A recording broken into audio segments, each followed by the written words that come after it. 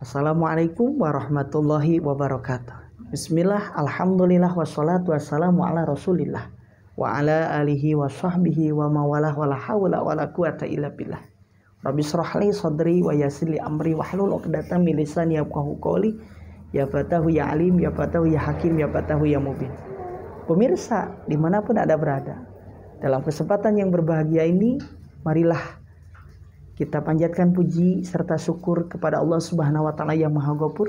Salawat serta salam senantiasa terlimpah curah kepada junjungan kita Nabi besar Muhammad sallallahu alaihi wasallam. Dalam kesempatan yang berbahagia ini, kita melanjutkan video sebelumnya tentang tips bagaimana seorang santri, calon-calon santri yang akan masuk ke pondok pesantren. Beberapa hal yang harus kita siapkan adalah kesiapan diri kita akan menjadi orang yang betul-betul disiapkan menjadi orang yang tahan banting, orang yang tahan dari segala ujian. Maka dari situ insya Allah di pondok pesantren ini terbiasa dengan aturan-aturan yang mana di situ akan ada pembimbing. Salah satunya ada ustadz atau pembimbing santri baru. Kemudian ada ketua-ketua kamar. Bahkan di beberapa pondok pesantren, ketua kamar, ada keamanan, ya. Kemudian ada ustadz pembimbing di kamar ataupun di rayon kalau pondok-pondok modern. Atau di asrama, ketua asrama. Kalau di pondok pesantren salafiyah, ketua kobong. Selain lurah santri, yaitu ketua santri. Kalau di pondok pesantren salafiyah lurah santri, di situ ada beberapa ketua-ketua asrama. Maka dari situ biasanya ada bimbingan dari ketua kamar, ketua kobong, ketua asrama. Ada bimbingan-bimbingan bagi santri-santri yang baru, yang dia belum pernah merasakan jauhnya dari orang tua. Harus cuci baju sendiri, harus makan menyiapkan sendiri, menyiapkan perlengkapan sendiri, semua serba sendiri. Maka di situ jangan khawatir orang tua dimanapun Anda berada yang ingin memasukkan anaknya ke pondok pesantren, jangan khawatir. Karena apa? Di sana sudah disiapkan para pembimbingnya, bagaimana cara mencuci, kemudian bagaimana cara menjemur, ya. Maka tips-tipsnya di sini kita nanti berlatih.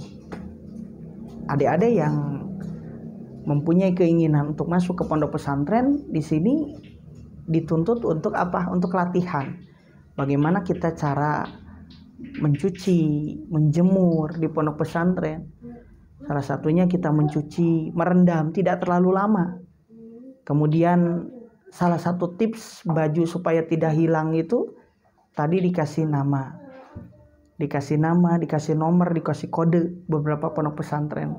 Karena kadang-kadang yang menjadi salah satu problem, yang menjadi satu masalah adalah pakaian-pakaian santri ini, apalagi pakaian seragam, ini sering tertukar.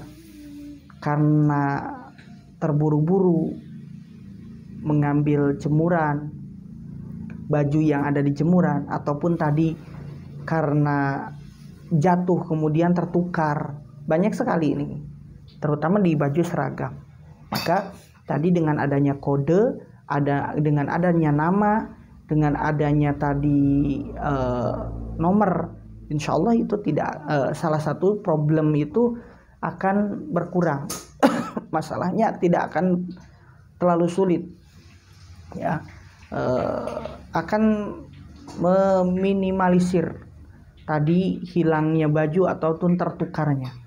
Maka harus pakai baju, setiap baju itu tadi dikasih nama, dikasih kode, dikasih nomor, ya. Kalau tidak nama, kode, kalau tidak kode, nomor. Insya Allah itu akan sedikit sekali, ya. Maka tadi merendam tidak terlalu lama, kemudian menjemur, maka dihitung 1, 2, 3, 4, 5, 6. Ketika menjemur 6 buah, 6 potong baju, 6 potong pakaian, Begitupun nanti ketika kita mengambil dari jemuran harus sama seperti itu. Supaya apa? Supaya tadi sama, bisa mendapatkan pakaian tersebut dengan pakaian yang utuh, dengan baju yang kering dan juga tidak tertukar. Nah, itu beberapa tips bagaimana supaya pakaian kita tadi tidak berserakan, berceceran.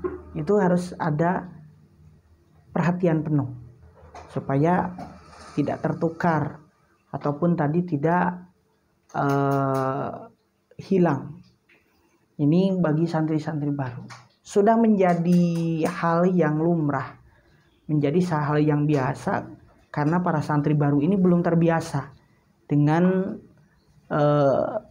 pakaian di pondok pesantren yang ketika menjemur banyak sekali, karena lingkungan pondok pesantren apalagi santrinya yang sudah ribuan itu sulit sekali untuk memperhatikan secara penuh. Maka berusaha minimal memperhatikan pakaian kita supaya pakaian kita ini tidak hilang. Salah satunya tadi dengan memberikan nomor, kode dan lain sebagainya. Sendal pun sama, ada bahasa gosob. Gosob itu adalah gosob ataupun tadi gasab, kalau bahasa Sundanya itu gasab, itu memakai barang milik orang lain tanpa izin, ya. Maka di sini ini banyak sekali terjadi, sulit sekali begitu, terutama di sendal. Maka tipsnya ketika kita punya pakaian itu harus dihitung, harus dikasih nomor, dikasih kode. Sendal itu harus ada 2. Sandal buat kita jalan-jalan untuk keluar. Ada sendal untuk sehari-hari, itu dikasih nama. Kasih nama, dikasih kode. Kemudian senantiasa simpan di bawah lemari, paling bawah. Ataupun di selipan di kamar. Ada rak khusus buat sendal-sendal penghuni kamar tersebut. Ya, santri-santri yang ada di kamar tersebut. Insya Allah ini akan meminimalisir tadi pemakaian tanpa izin, ya. Bahkan tidak hanya punya santri saja, terkadang punya ustadz, punya kiainya pun digosok begitu. Maka ini hal menjadi hal bisa dikatakan ini biasa gitu ya. Maksudnya banyak sekali ya. Jadi dikatakan lumrah ini sebetulnya ya tidak boleh dibiasakan.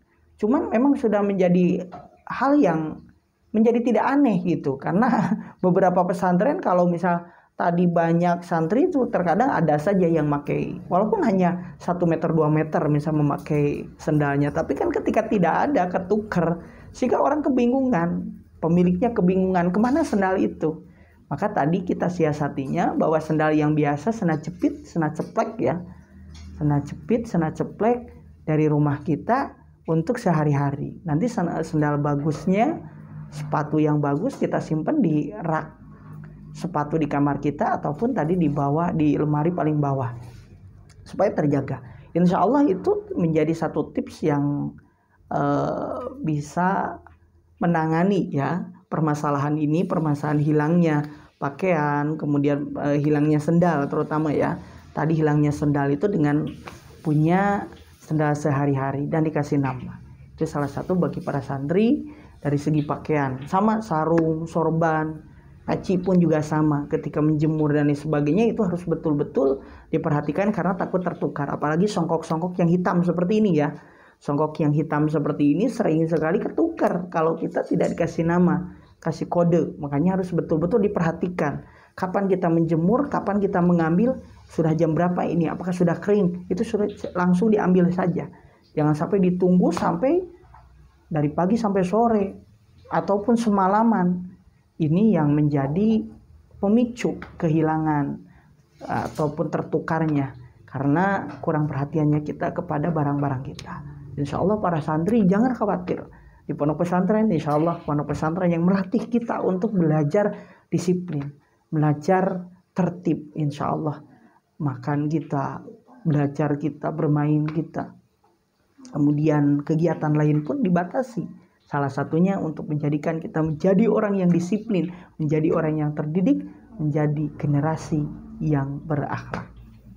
Terima kasih atas segala perhatian. Insya Allah kita akan lanjutkan video selanjutnya tentang tips bagi para santri yang akan mondok di pondok pesantren. Wallahul muwaffiq ila aqwamit thoriq, wabillahi taufiq wal hidayah. Assalamualaikum warahmatullahi wabarakatuh.